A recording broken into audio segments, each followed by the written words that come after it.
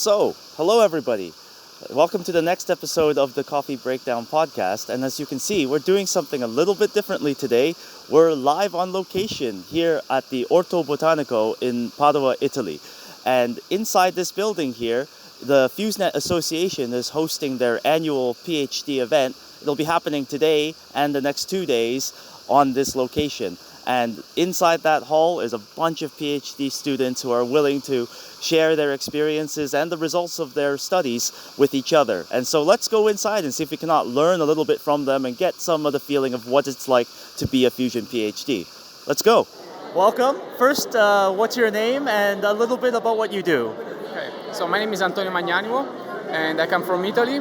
I studied in Naples in southern Italy, and now I work at the Max Planck Institute for Plasma Physics. I'm a PhD student there, and my project is focused on developing a power supply for ASDEX upgrade nuclear fusion reactor that is at the Max Planck Institute for Plasma Physics. There are not so many companies able to produce such a big power supply systems. So the power supply that actually is powering ASDEX upgrade is a very old one, and was produced by Siemens many years ago, 30 years ago, and is getting old. And actually, at this moment, there is no company able to produce a power supply of that size. So with my project, we are looking for a different solution, a new solution, which is based on supercapacitors. I'm Lidija, and I'm working on a plasma edge in a tokamak.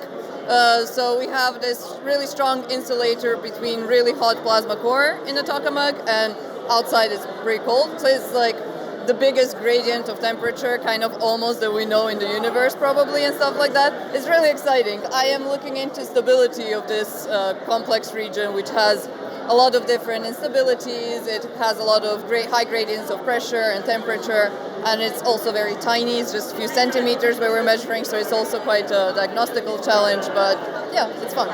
I'm Lovepreet Singh, a PhD student at Politecnico di Torino, and my research focus is about runaway electrons. Runaway electrons from the core, where they interact with some MHD instabilities, to the edge, where they interact with the pulse wall. So, my name is Olga Kachko. I'm studying material sciences and I'm developing materials for fusion applications. That's why I'm here. The materials are very important for the reactor because they need to withstand very high temperatures, and also they will be under neutron irradiation. So that's why the materials which exist nowadays, they are not actually satisfying all the purposes that we are looking for. That's why we need to put more research and development into it. My name's Tom Griffiths. I'm from Imperial College London in the Department of Mechanical Engineering. My PhD maybe isn't so based in mechanical engineering. It's looking at the socio-economics of fusion, and I guess how it might impact fusion in the market, or just how it might impact things that investors care about. So things like when you see cost of electricity, or the cost of heat, or the cost of hydrogen, that kind of thing, and the ranges that might be within those costs. You're trying to constrain that range a little bit more so that it's not so maybe economical at one end and uneconomical at the other. So I'm Lina Velarde. I am based at the University of Seville in Spain, but I work in MASTU, the spherical tokamak in the UK, that is alongside to the JET tokamak, which is kind of more known. And what I do in MASTU, I work with the fast ion loss detector. That is kind of self-explanatory. It detects fast ions, and we are able to try to optimize the confinements. We have to make some adjustments because the first time you measure things, you don't really know what you are going to find. Like maybe your camera is not pointing at the exact right direction, which is something that happened to us. Like we had a camera that we knew was measuring, but not all of the channels were receiving signal.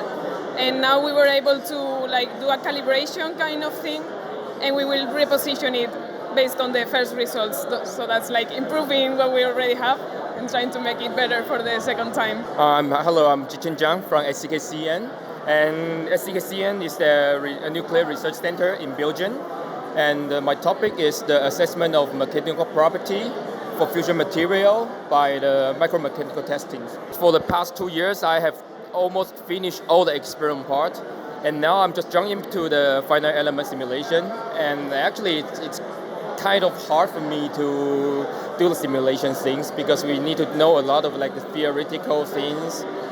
But I'm more into the guy like I like the DIY things, like use to do the things by hand. Hi, I'm Yacopo Damizia. I'm from Italy, from Rome practically. And I'm entering in the Fusion CDT program that is in UK and is the PhD that merge some university of UK to work on MassU, JET and different projects involved in fusion. Practically now I'm working on MassU and I'm interested to measure the ion temperature in the scrape of layer, especially in the divertor and in the midplane, to compare and analyze for the exhaust physics. My name is Sara. I am doing a PhD in fusion science and engineering with the Padua University, but right now I'm working in Naples. I'm studying data-driven approach to be applied to the vertical stabilization system of tokamaks.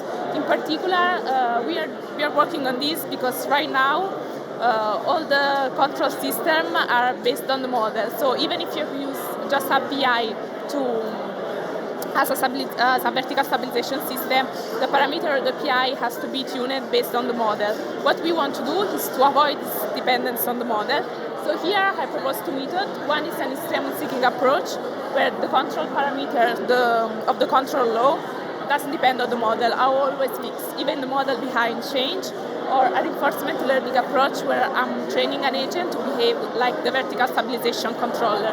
Yeah, so my name is Joseph Hall. I'm working on the energy confinement scaling law, which sounds absolutely incredible and like very crazy, but it's really simple, right? So the idea is inside of a plasma, what you want to do is you want to keep the heat in there for as long as possible so that it self-sustains. We don't want to have to keep on feeding energy into it. We want the fusion power to do all the work. And what I'm doing is trying to find out the best possible way to keep that energy in there. Okay, I'm Maria. I'm working in DIFER in the Netherlands. And I'm also the chair of the student council of FuseNet. Ah, nice, very nice. Yeah, and I'm working on liquid metals for the diverter. So we have very high heat fluxes in the fusion reactor to the bottom of the reactor, which we call the diverter. And now, ideally, the idea is that we have solid diverters, but they have a lot of problems. So we say, let's solve the problem by making the wall liquid. So you can't melt what's already molten. Exactly. So how did you find this project? Like, how did you hear about it and get involved? That's interesting. Like, I am actually an aerospace engineer, so my basis is really different from this. But I found like a master thesis project that was about, they said fusion, so I was like, okay, that sounds interesting. What is that? What are you doing? And I did something like optimization for NBI that we are building, a tokamak that we are building in Seville. And after that, I got in contact with the group and I got to meet all these amazing people that I work with now. And I started to see that this is really interesting and it's really important for the future, or I hope it will be. So I decided to stay. Yeah, so I actually started doing theoretical nuclear physics. My interests spanned the idea of like how the universe works right down at the smallest scales. And I pursued that for a while. But once I learned a lot about that and I started to get a feel for how the universe worked, I really wanted to use that knowledge to help society grow. Already during my master thesis, I was already working on power supply systems. For the first power supply system that I analyzed was for DTT, and I started my master thesis in Naples, and then I finished it in Garching, next to the IPP, with Eurofusion. So I worked with Eurofusion, and since I'm an electrical engineer, one of the main things that I could do during my master thesis was studying power supplies for tokamaks. So I really liked the fusion world and I really wanted to do something for it during my master thesis. And so I started to study power supply systems for tokamaks in general. For my master thesis, I worked for DTT and also for DEMO, the future fusion reactor, demonstrator fusion reactors. And then after my master thesis, then I got in touch with some people at IPP and they proposed me to make something similar also for ASDEX. So actually, one of my friends, he was a PhD student in this facility, and he just introduced me to our mentor. So that's why I got accepted in this position. I got into this because my professor from university have a background as an automation engineer, got me to this PhD. He proposed, I did my master thesis at Fusion for Energy in Barcelona in Spain, but always in contact with my professor, Gian Maria De Sommasi from Federico II. He proposed me this PhD, and then I got stuck in Naples working on this stuff now, but I'm really happy. Oh, I actually have a degree in geology. I don't have an undergraduate in physics or engineering. Wow. But I studied a master's. I didn't want to go into oil and gas or into mining, so I went into the route of nuclear through my master's degree in nuclear engineering. I then went away and I had a job for 18 months for a renewable energy company. I didn't like it. I didn't like working in an office. So I went back to school and I managed to get on the Nuclear Energy Futures CDT at Imperial, and also the Science and Solutions for a Changing Planet doctoral training program at the Grantham Institute, which is also at Imperial. They sponsor my PhD as well. So I was quite lucky because I was very interested in it already in my master's, and then in my university they will work on liquid metals, so it was very easy to go from master's to the PhD. So fusion kind of attracted me as a topic because it's fascinating and stuff. And then I started going to some little summer schools and stuff like that, and then I did a project at Max Planck Institute in Garching, and I really enjoyed doing this project for 3 months after my bachelor thesis. So I also really had lovely supervisors, and I just met a lot of great other scientists and young people, and it was really lovely experience. And then I decided to do the experiments. So I went straight to the Politecnico di Torino, and I selected as my first option aerospace engineering because I was so excited, so impressed by the airplanes, by the aerodynamics. But then at the test, I got a poor score and got admitted to energy engineering. I said, this is destiny, let's move forward with energy engineering. So at the third year, I went to an open day where they were talking about the masters they are offering to the students. And there I met a PhD student. He taught me so good about doing a PhD, about the life of a researcher, that I decided there at the third year of my bachelor's that I'm going to do a PhD. But I didn't know which topic I should focus on. So I had a professor, a very good professor, he talked about fusion. So I got interested in fusion and I took my master's in energy and nuclear engineering. That's always a tricky question for all PhD students because actually many people come from very different fields into fusion. It's seldom that you follow like one track and then you come to fusion. So for me it was first I studied physical engineering. Then I got interested the last year of my bachelor studies in nuclear physics. Then I continued with nuclear engineering for my master. And then I did my master thesis in Plasma Physics Institute. And that's how I got to know that fusion exists at all. Well, practically, thanks to FuseNet, I will say, I was looking for the best option to do a PhD in fusion in Europe, and came out some interesting place, and I applied practically to everyone in Europe, to be sure, and I got this position at the University of Liverpool, that is part of this Fusion CDT, that is the program of the UK. If there are future students coming in, interested in fusion, looking for things to get involved with, how do you recommend that they start? Well, come to the FuseNet website. We have a lot of summer schools there. We have a matchmaking page as well, so for people to see internships availabilities or PhDs, master projects, so you can check there. And also the summer schools. I did 2 summer schools doing my master's, and I got to know a lot of people 3 years ago, and now I'm seeing them here in the conference, so it's very nice. My PhD is definitely a very broad title, very broad one. I prefer personally knowing a little about a lot of different things rather than a lot about a very small thing. So if your perception of a PhD is that you have to know a lot about a very small thing and that's the only thing for you, I would maybe reconsider that, because I thought that would be the case, but actually it isn't.